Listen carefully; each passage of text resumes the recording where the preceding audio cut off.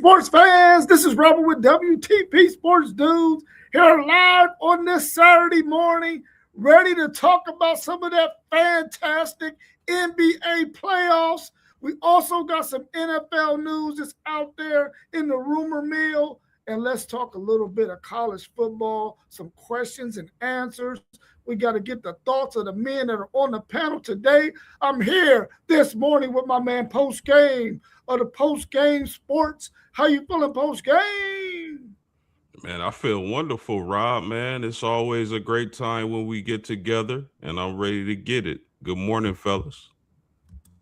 Morning, good morning. We also got our man, One Take Zaya, in the building with us. How you feeling, One Take? I'm good, man. It's good to see y'all this Saturday morning, man. It's cold out here, man. I don't know what they got going on. The weather need to crack, though, man. Yeah, it needs to do something, man. It's May here in Columbus, Ohio, and it is still way too cold. I know it's spring and it's not summer, but listen, man, give me at least 70. Give me at least 70. Hey, they say this is one of the coldest starts in April and May. It's one of the coldest starts. Oh yeah, I can dig it. I can dig it because listen, this weather, man, is keeping a lot of people under the weather. Yeah, they got I'm up here at the pre-K event. It's up here at Fort Hayes. They can come up here, register, get their babies into pre-Ks and head starts. So, hopefully it's a good turnout because, people don't like the cold weather, bro. They really don't. Yeah, they don't like the cold weather, that's for sure. Let's get into some of this NBA action, man. We know that there's been some elimination games that took place. There's some games that's going into 7 games. And let's talk a little bit about these Denver Nuggets. What moves should the Denver Nuggets consider this offseason after being eliminated from the playoffs in the first round? Yeah, that's a good question, Rob. I don't really know if they can make too many moves to improve this roster. The core is there when you talk about Jokic, Murray, Christian Brown. I like those guys. That's a nice core to have. I don't know if it was just the fact that they ran into a team like Minnesota, which they should have beat Minnesota without the players that Minnesota had available. So I don't know, man. I don't know if it's coaching. I don't know. Like I said, I like their core.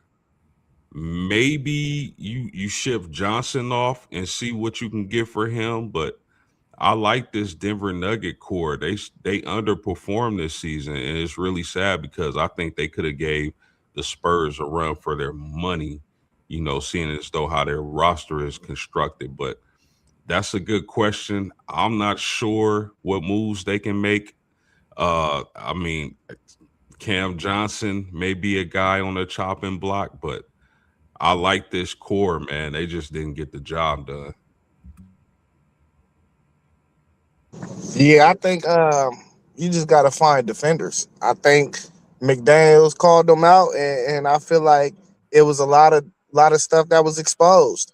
Um, Defense, bro. They need defense. I can't identify specifically a certain person, but we seen like Minnesota was just going at them, and that's just deep defenders. You gotta get better defenders around Jokic and Jamal Murray.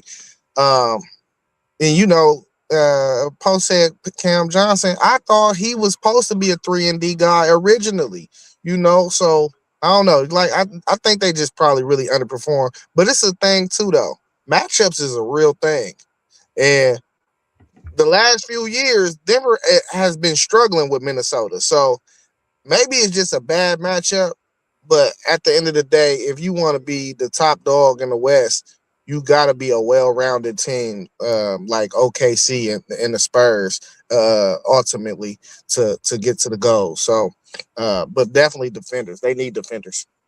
Yeah, now that you say that, I mean, I wouldn't mind seeing them put a guy who can, enforce the paint, block shots, rebound around Jokic. If they can find a guy like that, I think that would do tremendous for that team.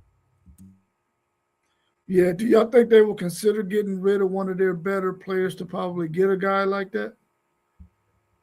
I wouldn't. Not. I wouldn't. I like their nucleus. I like Jokic. I like Murray. The main problem is health, really, because Gordon wasn't there.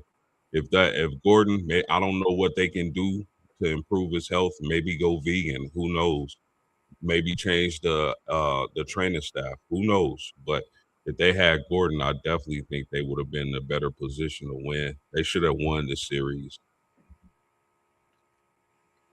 Yeah, What you think? I ain't got nothing to add to that. I think you hit it on the head right there. Yeah. So the Eastern Conference got three games that are going to game sevens. What's your thoughts on that? And which one of these teams do you think will prevail in that game seven? Out of those three games, who's going to win it and win game seven?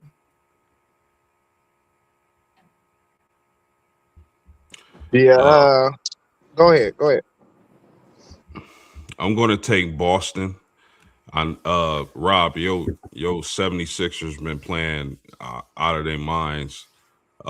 Salute to them, but I just think Boston got the best 1-2 punch in the NBA, and they ultimately are going to win this series. I thought they could have a chance to sweep y'all, but obviously that's not going to happen. But I like Boston to get the job done and move on in the East. Uh, the Knicks, I like the Knicks to move on, and I like the Cleveland Cavaliers to move on. Yeah, I like Philly, man. I think Philly, they got the best player on the court. I feel like when you got the best player on the court, you always got a chance. I don't think Boston has no answer for Joel Embiid. Even last game, he had 19 and 17. That's damn near a 2020 game. Uh, and Tyrese Maxey had an explosive game, but Joel Embiid is the key. So they just ain't got nobody for him, man. So I don't think Boston. If they ain't hitting their threes for real, and Derek White been playing terrible, you need them complementary players to play well. Now, I mean, Boston is Boston, though. They could turn around and have a good game and go crazy. But right now, I feel like Philly is going into this game ultra confident. I feel like they won that game without Embiid, and that really set them up to be in this position right now to even make this game seven. Because if they didn't get one of them games without Embiid, they wouldn't even be here right now. So, and then the Raptors, Cleveland. I'm going Raptors, man. Listen, Donovan Mitchell, he's the best two guard in the game, in my opinion. But it's something just not right with that team that don't sit right with me for that team for real. And I can't really put my hand on it. And I just think them young boys, they ain't got no answer. I don't know where Evan Mobley at. Why is Scotty Barnes out here looking like he's one of the better players in the NBA? Like, where's Evan Mobley at? We need to put an APB out on him on the defensive end because Scotty Barnes should not be doing what he's doing in this playoff series. And then who was the other matchup? Oh, Magic and the Pistons. Yeah, the Magic got their heart took from that. Going 1 for 20 in the fourth quarter. Yeah, I don't see no way. That was their chance right there to win that series. They blew it. It's over. Pistons gonna come back and ultimately they were down 3-1. Ultimately win this series. I got the Pistons in the other game. Yeah, I think I got to go with my Philadelphia 76ers because I'm a 76ers fan, but it's going to be tough on them. They're in Boston for game seven, going against that two-headed monster. You expect Boston to prevail, but I'm going with my 76ers in that game because I do believe that Joel Embiid is the best player on the court at the end of the day, and they don't have any answer for him right now. So I'm going to go with my 76ers on that one. Cleveland, man, I think Cleveland's best chance to go ahead and end this series was yesterday, and they did not do it. I'm going to pick Toronto to win that. Plus, like I told y'all on Thursday, I don't want to see Cleveland ever be good when LeBron James is not there. I want my GOAT to always have that claim to fame that Cleveland did good because LBJ was in the building. And I'm going with Detroit.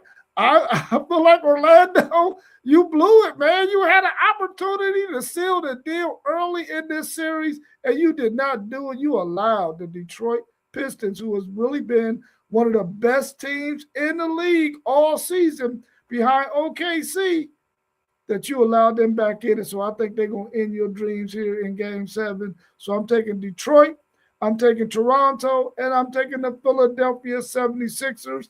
Our man SEC Sean got Boston, Cleveland, and Detroit. What's happening, SEC Sean? Good to see you in the chat with us today. We waiting to see you on screen too, brother. Let's look at our next question. The Los Angeles Lakers eliminated the Houston Rockets yesterday. They will face OKC now. How do you think the Lakers will fare against OKC? Yeah, this is a tough matchup for the Lakers. I think this is a very bad matchup for the Lakers for the simple point that OKC is probably the deepest team in the NBA, and they can throw so many different defenders. Even if they had a Luka Doncic, they could throw so many different defenders at them. Their pace of play, their depth. I think Shea gets up for Laker games, being that LeBron James is on the team. So this is a very bad matchup for my Lakers. I just got to keep it funky. Of course, I want the Lakers to win. I want the Lakers to win the championship. I don't think that's going to happen. I think OKC is going to blow the doors off of the Lakers. I can see them sweeping or gentlemen sweeping. Yeah, man, we getting swept. I mean, all the writing is on the wall. I don't even think we had one game in the regular season where it was kind of a close game, but really they beat us by like 30, 40 points every game we played them this year. So I just don't see it, especially not being at full strength. Even at full strength, I didn't like our chances. So it's sweet. Gentlemen sweet, like post game said. Yeah, I felt like LeBron James was going to get them through this series against the Rockets, but I just can't see it happening against OKC. Like you both said, they're way too deep. They're really a problem for the Lakers, especially without Luka. Is there any chance that Luka will be back? Is there no chance of that? No, it's a chance. It's a chance he could play. He not gonna start the series though. I think he's already ruled out for game 1. Yeah, maybe with Luka they could possibly take this game to 6, but I think it'll probably be a gentleman's sweep as well. Let's turn our attentions to the NFL. And I don't know if y'all been paying attention to some of the free agents who didn't get drafted this past draft, but a lot of the free agents, instead of getting 1 and 2 year contracts, have been getting 3-year contracts. Do you think this is a good method for the players, or a good method for the owners to have a guy locked up for 3 years who may end up making your team? Because there's some really good free agent players that have been picked up by some teams that could possibly make teams, because we all know that the NFL always is loaded with free agent players on their roster, and you get to lock a guy up for 3 years on that minimum deal. Who does that favor, the players, or does that favor the owners? 100% the owners. Because you got to think, like, if this player underperforms, even though he's a free agent, you want to see him perform, and make a good living in the NFL. But even if he underperforms, or let's say he gets hurt, that favors the ownership. They're not locking that player into a long-term deal, an expensive deal. So at the end of the day, it's good to get signed as a free agent, get your chance to shine, and hopefully they make something of that chance to shine. But all in all, it favors the ownership. Yeah, these NFL contracts get complex too, though. You could be on a 3-year deal, but what is the guaranteed money in the contract? And then it be language like, all right, if this player is on your roster by June such and such, it's this amount of cap hit. So I think it's really a player by player basis. But we already know if these NFL teams is signing dudes, they gonna make sure it benefit them more than it's gonna benefit the player, especially if it's not a guy that's like gonna absolutely just change the outcome of your team. So we already know how the business side in sports work, man. These owners are looking out for themselves. Yeah, I agree with you both on that. It's definitely going to benefit the owners. I know as a player, you probably are thinking to yourself, "Oh man, I at least got me a 3 year contract over a 2 year contract." But the reality is, you can still get cut and not make the team. So that 3 year contract is out the window if you don't make that team. Now, if you do make the team, you got an opportunity to maybe do something in year 1 and 2 to maybe sway those owners and say, "Listen, I got to get this guy on a real contract and not this free agent contract." So it could possibly work both ways, but in most situations, once they got you locked into a contract, that's what they want you to have to live out, and that benefits the owners in almost all situations.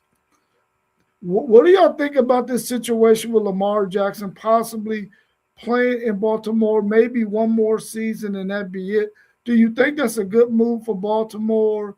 And do you think there's some teams out there who need a quarterback possibly next year that could be licking their chops that the Baltimore Ravens might be trying to part ways with Lamar Jackson?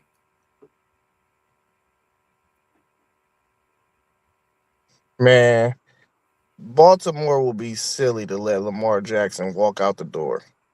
Hey, quarterbacks do not grow on trees. You think you could just go out there and find a guy to replace a guy like that, but it's not that easy, bro. So if Lamar want to leave, I mean that's on him. But if that's a decision that's made because of the organization want to go on a different route, I wouldn't agree with it. Yeah, I agree with that. I think it would be silly to even think of letting Lamar Jackson get out the door. I mean, it would be a one thing if Lamar Jackson was just a running guy, but Lamar Jackson can actually throw the ball and make throws in the passing game down the field. We'll see how the new coaching staff affects this team.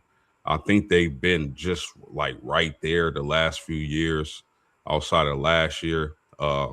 You get their star receiver coming out and saying we were practicing in pads every single day of the week. That's a terrible formula for success when you get to the NFL and that level and the physicality of the game. It's no wonder why that whole team was banged up all the time, especially on defense. So I don't think they're going to let Lamar Jackson get out the door. I think he still has at least 3, 4, really good prime years left. Probably won't see him run as much as he used to do, but he definitely, like I said, can make some plays in the passing game. So I'm looking forward to seeing this new coaching staff and how it affects the Baltimore Ravens, and if they can still compete for an NFL title, because that's the ultimate goal, right? That's all Lamar Jackson has left to do is get that NFL championship. Yeah, I think it would be a bad move to get rid of Lamar Jackson as well. Let's look at this statement by our man Mick Swagger 4K. He said it seems like NFL owners do whatever to keep control and not let it be a players' league like the NBA and Major League Baseball. What are your thoughts on that statement he just made? Does that hold true? 100%. I mean, they're the owners, the NFL owners. That whole machine is never going to let it be a players' league. It's NFL. I remember always hearing the NFL owns a day of the week. Nowadays, it seems like they own a few days of the week, and they venturing over overseas and trying to get buzz there. But the NFL is too much money in the NFL. They're never going to let it be a players' league. Yeah, I agree. Uh, I at one point I kind of felt like we was itching over to it being a little more pro player with these guaranteed contracts. Deshaun Watson guy, he was the first one to jump it off, but Nah, they know how to reel it back in. I know the whole league was mad at the Browns owner though when that contract came out. They was like, "What are you doing?" You know, because owners do not the majority body they don't want to see that type of stuff because they want to cut ties with you as soon as they can, as soon as you ain't performing. You know, that's all a part of their control. So being able to cut ties with you whenever they feel like it's time to go in another direction. So guaranteed money is not that's not on the docket. You feel me? They hate them guaranteed contracts. That's when you start really getting player empowerment right there when them dollars become guaranteed. Because football is a physical sport. You know, you can go out there one Sunday and it might be your last Sunday. You know, so I agree with his statement though. Yeah, I mean, I understand how capitalism works, man, and I know that you want to make as much money as possible. But at the end of the day, you would think that at some point the owners would say to themselves, listen, we got all of these fantastic players in the NFL. We got the best league in terms of attendance, in terms of viewership, because of the players. And you would think that they would concede a little bit and allow the Players Association or whatnot to be able to, get some more guaranteed contracts, much like we've seen in the NBA and Major League Baseball. And it's sort of sad that they haven't done that yet, man. And it really is not cool at all, man. So I hope that eventually these players understand the kind of power that they do have and sort of start fighting for a little bit more because they definitely deserve a little bit more. But I agree with uh, Mick Swagger, uh, 4K's statement as well. But Thanks to like our you, man Level Up Sports 10 for the $2 super chat. We appreciate you, and we love you too, bro.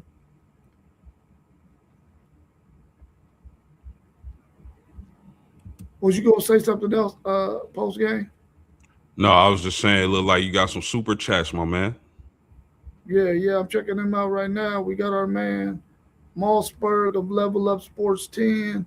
He's out there at our sponsor, KT's Good Eats, over there at Witten Farm, over there off of Winchester Pike. So if you get a chance to go grab some food at lunch, please go over to Witten's Farm right there where we got our man KT's Good Eats, one of our sponsors for this show today. Go check them out. They got some really, really good food. And we thank you once again, Mossberg, for the super chat. And he's also plugging because he's over there working today. That address is 3341 Winchester Pike. Go over there and get you some KT's Good Eats. My man Kevin Bird, him and his wife, man, they got one fantastic food truck. So go check them out. Let's turn our attention some more to this NFL action, man. What do y'all think about? Um, we got some teams out there in the NFL who possibly could be tanking because of next year's crop of quarterbacks that are coming in. Do you think that is a real thing that might happen this next upcoming NFL season? I mean, yeah and no.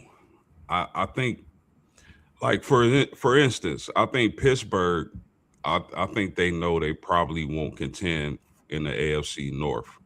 So that'd be a team looking for a franchise quarterback who probably would be drafted in the top 10. Arizona, although I do like that offense at Arizona and the pieces that they have, I think they have some really good pieces. I think that's a team to look at when you talk about getting your franchise quarterback in next season's draft. Uh, who else? Maybe the Jets. The Jets are a team looking for a franchise quarterback. I know they got Geno, who should be solid, but they looking for that franchise guy. So those three teams, I might be missing some, but definitely those three teams are some teams to look at. And I know out of all those teams, I like Arizona's offense the best. You get a franchise guy to go with the pieces they got in Arizona. Now you cooking with grease. Yeah, I feel like a lot of the teams that still need a long term solution at quarterback, I don't even think they need to tank. I think they're still going to be bad anyway. So like tanking is like you're purposely trying to lose. I think like Arizona for instance, I think they're still easily the worst team in that division. You know, so I mean, how many games are these teams going to win? They're going to have top 10 picks, and they'll be able to draft their guys. And moving up ain't if you identify a guy, moving up ain't nothing. Yeah, Yeah, I think the Jets still have 2 first-round picks going into next season. So that would be an interesting team to watch and see if they do exceed expectations and win a few games, how they'll navigate those picks to get their franchise guy. Yeah, like Pittsburgh is one team too that like I feel like they could be good enough to just like quite be like outside, but they need a quarterback. They need a long term solution. But it just I feel like it ain't in the Pittsburgh blood to just go out there and tank. You know what I'm saying? Yeah, and guys, I feel like this class is so loaded at the quarterback position potentially with a lot of guys where you probably won't have to have necessarily a top 5 pick to get a really good franchise quarterback if everybody who can come out comes out in that draft. Facts. yeah. I was thinking the same thing. I think that there's enough quarterbacks in this draft, and there's only so many teams that are really looking for a franchise quarterback at this point. Um, that I don't think anyone needs to tank in order to get a good quarterback in this next year's draft. So I don't think there will be anybody tanking. They're like one take Zaya said, they're just going to be horrible anyway because they really just don't have all the pieces yet, and really probably a quarterback away from winning 8, 9, 10 games in the season. So hopefully, we don't see anybody out there doing none of that fake stuff like we see in the NBA. Let's turn our attentions to Hold on. Let me say this too, Rob. You yeah. know, and we got to be careful, man. We think this is going to be a deep draft all the way here now in May, but we seen about 4 or 5 dudes that was in this draft this upcoming year that was supposed to be first or second round guys that fell and didn't perform. So we could possibly see that too next year. We don't know yet. You know what I mean? Like Klubnik, Nussmeyer, these dudes, Drew Aller, all these dudes was projected to be high round picks. So we got to see how some of these dudes perform and if they progressing too. Yeah, that is definitely a fact. We got to definitely let them games be played to see how well those players perform in those games, and even see if they even warrant a high draft pick. They might end up playing themselves into a third, fourth round selection.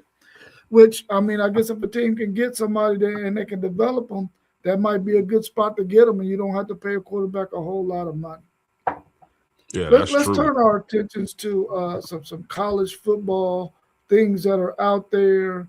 And I know we talked a couple of days ago about this 5 year rule and five years to play five, and they haven't made it retroactive. But those players that the NCAA did not grant another year, could they possibly come back later on before the season starts or during the season and say, listen, we didn't grant this person a 6 year. They're playing. You might have to forfeit games. Can you see a scenario like that? Or do you think the NCAA will pull the trigger early before the season start to let that team know, yeah, this guy is going to be ineligible, and if he plays, you're going to be forfeiting some games. You got an example of a quarterback in that situation? Trinidad Chambliss. Okay, so no, I don't think. I think this would be the last year for that. So I don't think they'll. But moving forward, I don't think they would allow something like that to happen.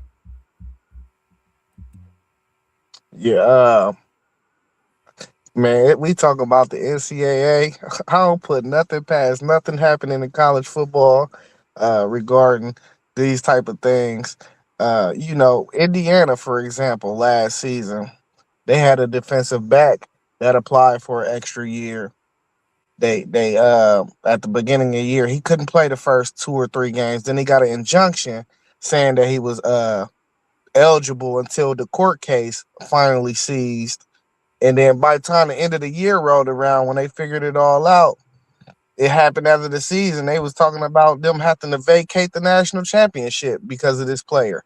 So I don't put nothing past the NCAA, man. You just never know.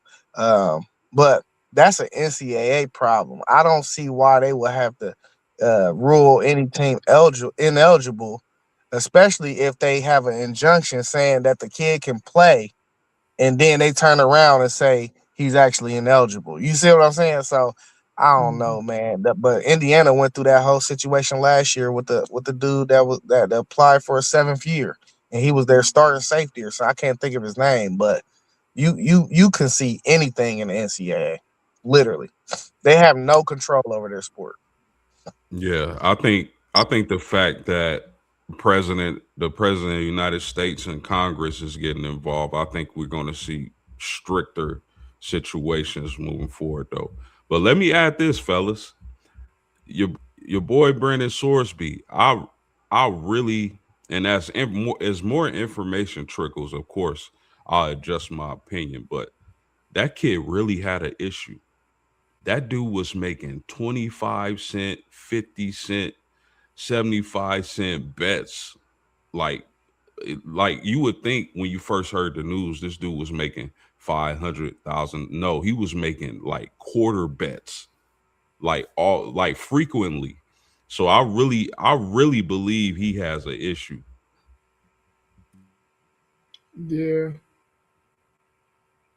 I really just hope that the NCAA can find a way to work themselves back into controlling college athletics.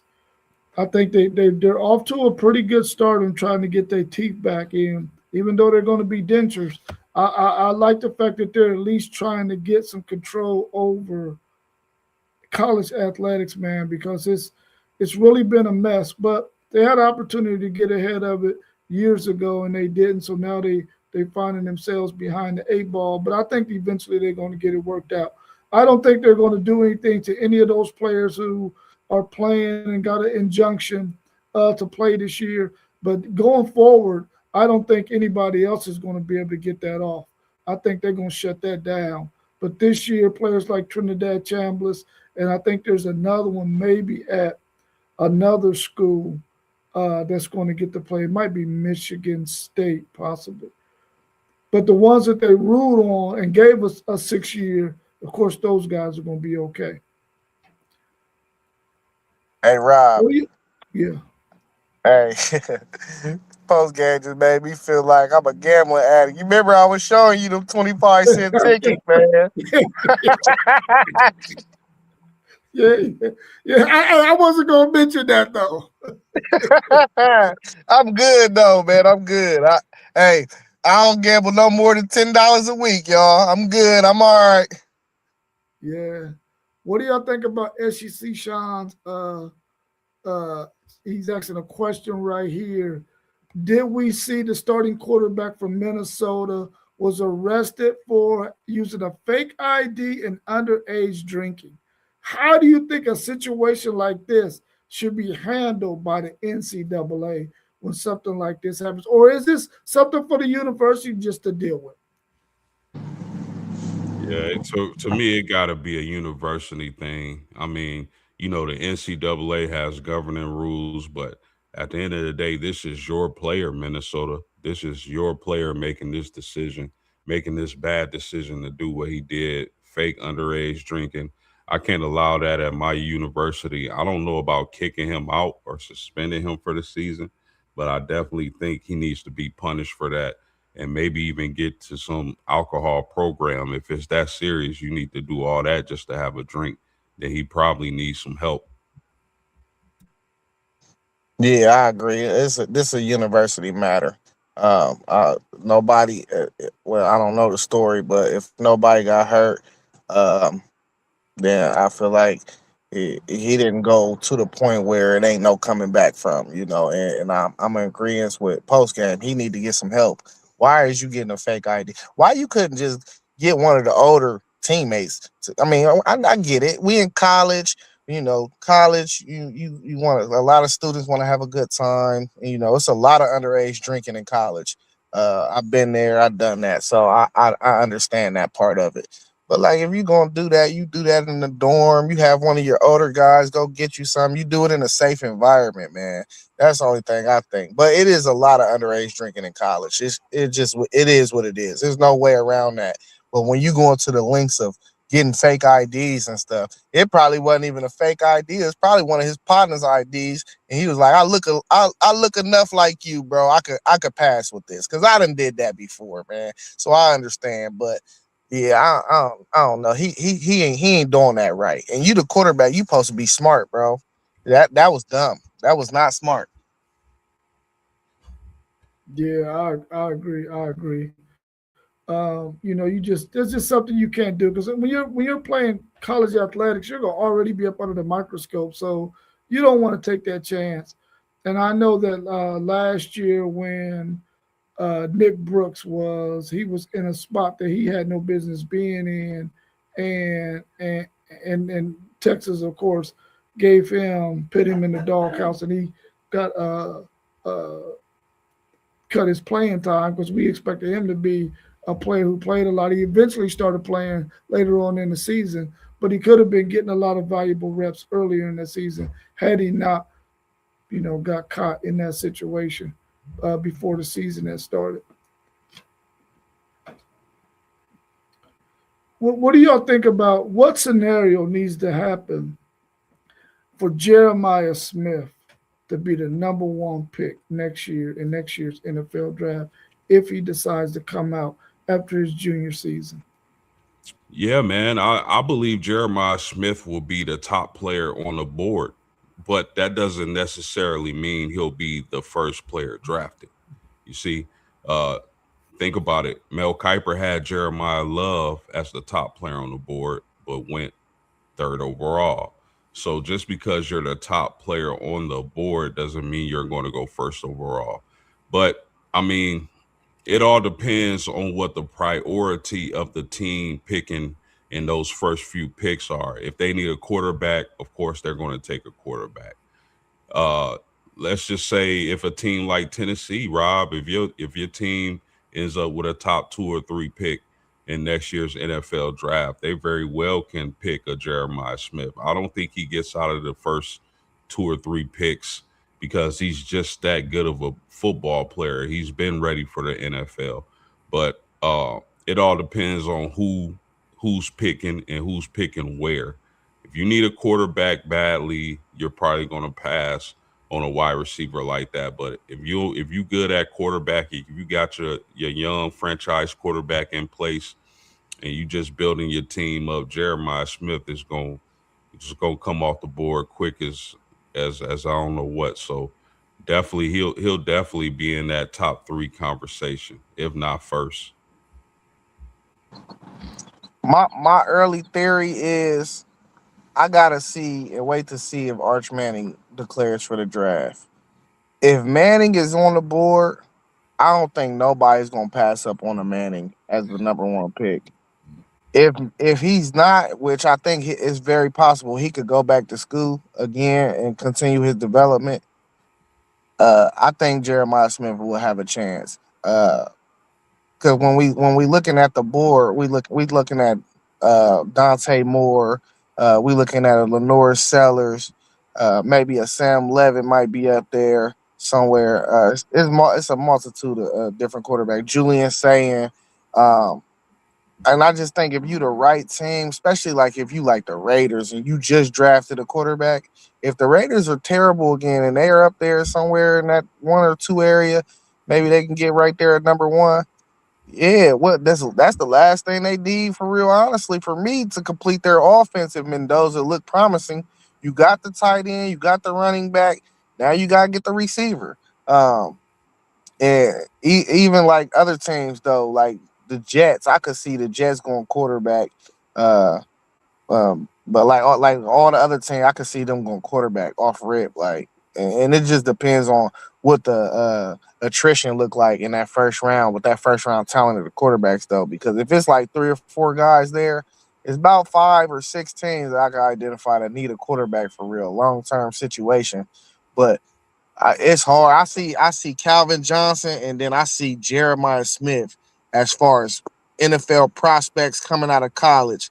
It's gonna be hard to pass up on him, bro.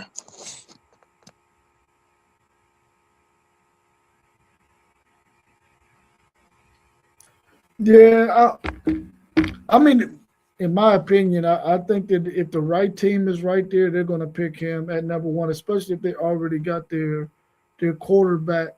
I definitely believe he's the first one coming off of the board, and I think there's going to possibly be a scenario like that where there's going to be a team who has already gotten a quarterback maybe in the past 2 or 3 years who is not really good, but their quarterback has been showing promise, and they'll pick Jeremiah Smith number one. There's going to be some teams that pick next year in next year's NFL draft that are going to have some really, really tough decisions. And my next question, and I'm going to get to your question that you have as well, Mick Swagger 4K, after we get done with these last two questions on college football. Who are your top 5 players on the big board if they decide to come out? Who are your top 5 guys on your big board going into next year's NFL draft? I'm going to say Jeremiah Smith, Arch Manning, Colin Simmons, C.J. Carr, and Leonard Moore. Is it in that order?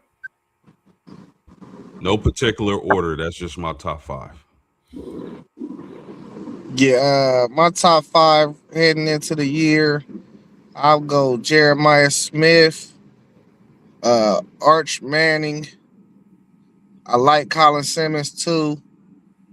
I probably say Cam Coleman, and then I say Dante Moore. Yeah, Dante Moore. Okay. Is it in that order? It's in that order. In that order. Yeah. Well, my order would be Jeremiah Smith number one. I'm going Dante Moore number 2. I'm going Leonard Moore number 3. I'm going Arch Manning 4, and I'm going Colin Simmons number 5. Is there somebody outside of those names that you picked that you feel like could possibly get into that, can possibly be your top 5 if they have a phenomenal season? What's one of your outlier guys or honorable mention kind of guys? Dante Moore for me. I know y'all mentioned Dante Moore. I didn't have him in my top 5. If we get an Arch Manning and C.J. Carr in this draft, I think their upside is a little better. SEC Sean just mentioned Chambliss. I think that's a guy who can really improve his draft stock. But Leonard Moore for sure is locked into my top 5. That dude is a long, rangy, shutdown corner with elite speed, elite size, everything. He's definitely going to be a top 5 pick. But if I can say somebody that just didn't make my list, it'd be Dante Moore.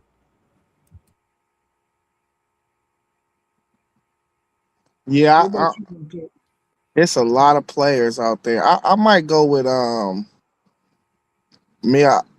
you say his name? USC's quarterback. Oh, Mayave. Yeah, I would say he got a shot to play himself into a high draft pick. yeah. What about go ahead. What about Dylan Stewart? Oh, somebody got some feedback. Is that who was that? Oh, okay, good. But I would say the pass rusher from South Carolina, Dylan Stewart. Again, SEC Sean brought up Lagway. If Lagway is able to put up those brutal quarterback numbers that we like to see in the Big 12, and I think he can play his way up in there as well. Yeah, I want to mention that I can't even remember this offensive tackle's name, the one who transferred from Colorado to LSU. I think he has a chance. What's his name? Y'all know his name, by the way? I know his last name starts with an S, I believe. Yeah, that's Jordan Seaton. Jordan That's a Seaton, yeah. Yeah, he might be the top tackle coming out. Yeah, so he got to be up there too. Yeah, if he has the kind of season that we expected him to have these first two seasons at Colorado, I think he could possibly make his way into that top five. But I like everybody that was mentioned too. I like Chambliss. I like Lagway. I don't think they're going to make it into the top five because we just named some really good players that are in our top five. Man, I don't think they quite get there, but I can definitely Hey, see them in the top 15. we forgot about the ultra gunslinger though, man. Darian Mensah. Darian Mensah might Yeah. be the best quarterback prospect for real to come out for real. Yeah, it's very very possible. It's very very possible. I'm trying to find that question from. Okay, there you go. Mick Swagger, 4K. He says, should all leagues prioritize players' well-being more, or is it only so much they can do? Man, listen, I think, especially in the NFL, I think they could, if you make it to the NFL and have a long career, even if you make it to the NFL, they should take care of you. Period. It's only so many people who get to make it to that level of competition. And these players make y'all millions and billions and trillions of dollars. It's not gonna hurt y'all none to make sure they 100% straight for the duration of their career and after they get done playing. So that's a great statement, and I agree with that. I absolutely think they should take any league should take care of their players. Yeah, we already know the NFL is bad. You playing a violent sports, and after your last game, you got 5 years of health care. That's absolutely unacceptable. What's the quarterback that came back last year? The old cat, Now, Rivers. right? Rivers. Rivers' wife made him take that contract. She was like, "You better go get that insurance, bruh. Oh, you know what I mean? You go get that insurance. We got 5 more years." So I know for sure, definitely the NBA. Now that I mean the NFL, but the NBA, I think the NBA does a solid job, man. You know they got the account where they put the money into the pension. That's why Sebastian Telfair went to jail because he did some fraud stuff and went into the pension and took the money out. But it's supposed to be for after you turn a certain age, you get that money, and he wasn't supposed to touch that money. I don't know how they was able to even get into the account to touch the money, but I think the NBA does a solid job. I ain't got too much information about baseball, the MLB and NHL, and even the WNBA, but just from NFL NBA standpoint, the NFL definitely be slacking on that, bro. Well, real quick, Rob, if you don't mind, it's a player that wasn't mentioned that I know a lot of us was high on last year. Nobody think Lenore Sellers can play his way up in there. I mean, I think he has all the physical tools to be able to do so. I just don't know if he has the team around him to be able to make that happen. But he's definitely a talent, and I think that you'll probably have, and like I said a couple of times on a couple of different shows, the last 2 or 3 years, the NFL draft has, especially in the first maybe 3 rounds, have had some really freaking talented college football players, man. And I think that you got a lot of NFL teams out there who probably recognize Lenore Seller's skill set and his talent and probably would love to have him fall to them in the second and third, possibly even the fourth round. So I think he could do that. But I'm quite sure because there's so many talented football players coming out in these last few drafts, and especially this one coming up, they would love to see a Lenore Sellers probably not have as good a season so that he can fall down there so they can get him later on at a much better price. Um, but man, I think he could really do it if the players step up for him like they need to, and they can have a really good season. I think he could play his way up into definitely this early second round. Yeah, I don't know because I'm a big tape guy. I just think when you had a year of bad tape like he did this year, yeah, he gonna have by the time it's all said and done, he gonna have 3 years of film on him. But like, would you think his film over the 3 year stretch is gonna be better than Dante Moore or Arch Manning or even Julian Sand? I mean I think he might, if he have a solid year, he gonna go in the first round, maybe second round at the latest. But I don't see no way. Even Trinidad Chambers, if Chambers ball out how he was balling out, I don't see no reason why program would probably take him over them. Just because he's just not a refined enough passer for me. I'd be scared of guys like him. You know what I mean? Like the mechanics is a little sloppy at times.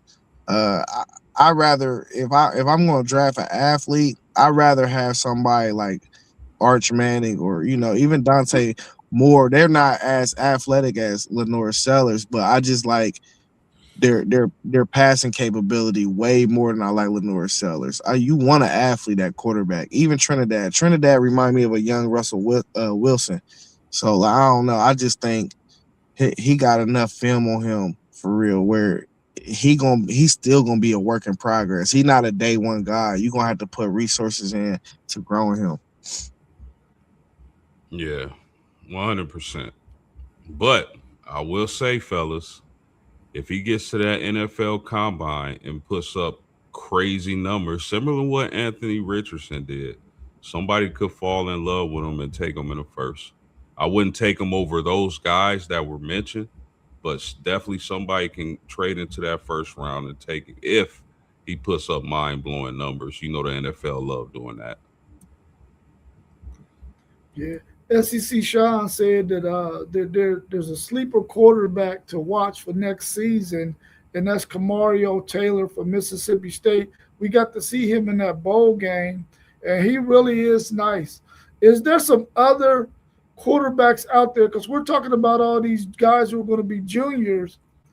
Is there anybody that we know is going to be playing in their first season at quarterback that might be a sleeper this season that might be taking a back seat to those big name guys that we just named here earlier?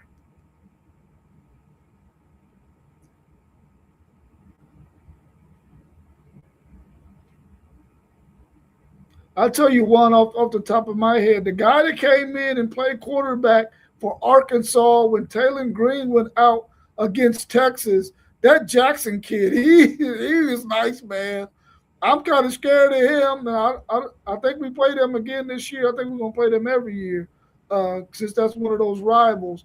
But he came in, and once he settled down after that first drive, he really did some things. Now, of course, Texas was playing some really, really vanilla defense at that time, but he was able to make some throws and use his legs against Texas. So I really like that Arkansas quarterback. He'll be the starter this year, or projected to be the starter. I got him as my sleeper. I would say one guy who I got a lot of insight on that I would tell anybody to keep their eye on is Kenny Minchie at Kentucky. Kenny Minchie is a dude. A lot of people expecting him to beat CJ Carr in that quarterback competition. And then let me tell y'all this: Jadarian Price was asked at the NFL draft, right? Why did y'all quarterback competition take so long? Why did it take so long? Jadarian Price simply said, because Kenny Minchie is that dude. I expect Kenny Minchie to have a good year, and I think he's being slept on. Yeah, my guy is gonna be Christopher Benzina. He's a guy that I seen, one game out of him, and I was like, maybe we don't know his name, but maybe Clemson did have another quarterback on the roster. And Dabo, he's pro. He's like a coach's player because he a loyal guy. He don't want to go to the portal and get nothing. He done hit the portal recently, but he still don't like going into the portal unless he absolutely have to. So I think Christopher Benzina for Clemson, think he gonna have a good year. Yeah. SEC Sean also said Keelan Russell at Alabama is going to be another one that he thinks is going to be tough. Let me ask y'all this: out of the teams that y'all going to play this next season and the quarterbacks that y'all got in y'all's league, of course we know that Notre Dame is independent, but the teams that they're going to play and the teams that are in some of these, the quarterbacks that are in some of these leagues, how is that the first thing you look at when you say, "Oh man, my team is playing this team"?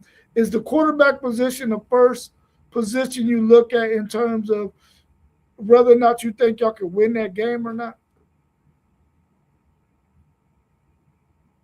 I mean, the first I'll probably look at the starting quarterback, but I'm a guy who like to look at all aspects when or when it comes to the opponent we facing. It's normally quarterback, defense, and then I'm looking at the defense, seeing who their playmakers are, seeing where their weaknesses are, seeing where we can take advantage of some things at an offensive line, of course. Yeah, college football is a little different for me than NFL in the aspect of when I look at NFL, I be like, all right, especially when we talk about divisions, you be like, all right, who got the best quarterback? Typically, whoever got the better quarterback in the NFL, typically you expect that team to probably have a better chance to win. I think college football is a little more. It got a little more different dynamic because you could take a guy like, for instance, Rocco Beck. We don't think he's the most talented dude, but we know he a dog, and we know the team gonna get behind him. So I wouldn't say that it's quarterback for me. It's really a case by case basis. Like if you was just to mention throw a team out there of what I'm gonna think about first. Like you might say Michigan. The first thing I'm gonna think about is the trenches. What dudes they got in the trenches? You know what I'm saying? Yeah, I don't instantly go to quarterback though in college. Yeah, well, for me, that's the first thing I'm looking at. What can their quarterback do to cause issues for my defense? And I'm looking at that first. And I think this year Texas is playing some really, really talented quarterbacks. And they played some really talented quarterbacks last year. And I really like what Will Muschamp is doing this year with that defense as compared to what PK's style of play is. But man, I'm still concerned about some of them quarterbacks that we're going to face this year, and it's going to be a tough road for Texas, especially if they're in some close games down the stretch, and you got a quarterback that can do something with their legs and with their arm. So I'm definitely looking at that first and foremost. Anything else y'all want to add before we wrap up? We're right coming up on 1 hour. Anything else y'all want to talk about before we get up out of here? No, I didn't have anything in particular, man. But shout out to y'all. It's always a great show when we get together. So appreciate it. Yeah, I ain't got nothing to add, man. Hey, it's starting to warm up a little bit out here now, though. I'm about to go walk around the event now.